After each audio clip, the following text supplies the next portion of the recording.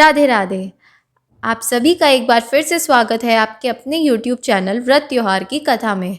जैसा कि हम सब जानते हैं, कार्तिक का पवित्र महीना चल रहा है और कार्तिक के पवित्र महीने में तुलसी पूजन का विशेष महत्व है। तो चलिए आज हम एक तुलसा जी की एक कथा सुनते हैं। कार्तिक के महीने में भगवान विष्णु और माता लक्ष्मी जी की पूजा के साथ तुलसी माता की पूजा का भी विशेष महत्व है। कहते हैं इस महीने जो तुलसी जी के पौधे के समक्ष घी का दीपक जलाता है, उसके जीवन के सारे दुख दर्द दूर हो जाते हैं। इतना ही नहीं, इस महीने में तुलसी माता की कथा पढ़ना भी अत्यंत पुण्य का काम माना जाता है। कहते हैं कि इस कथा को सुनने मात्र से ही व्यक्ति अपने सभी पापों से मुक्ति पा लेता है और जीवन में सुख शांति आती है। चलिए जानते हैं क्या है तुलसी माँ की कहानी।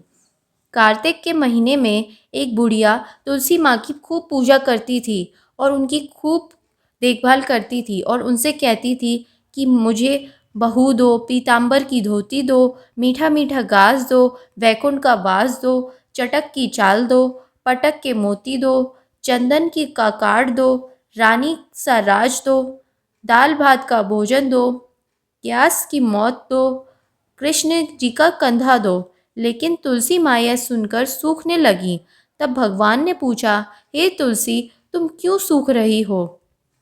तुलसी माँ ने कहा, एक बुढ़िया रोज आती है और यह सब बात मुझसे कहती है। मैं उसकी सभी मनोकामनाएं पूरी कर दूंगी, लेकिन कृष्ण का कंधा कहाँ से लाऊंगी? तो भगवान बोले, जब वो मरेगी तो मैं अपने आप कंधा देने चला जाऊंगा। तू बुढ़िया माई से ये बात कह देना। जब बुढ़िया माई मर गई तो लोग उसे ले जाने के लिए आए, लेकिन वह किसी से ना उठी।